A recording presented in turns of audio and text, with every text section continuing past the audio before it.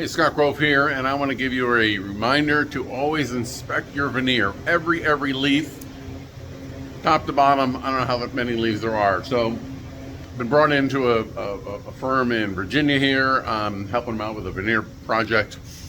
And this veneer came from Germany. They sent a pack, 31 leaves, which makes no sense. Usually a pack is 24. The top looks good. Of course, at leaf 23, it changed completely. So we've got 8 more leaves here, 20 leaves here, and they're not sequenced, meaning it's not the next pack off the log. So that's kind of screwing me up.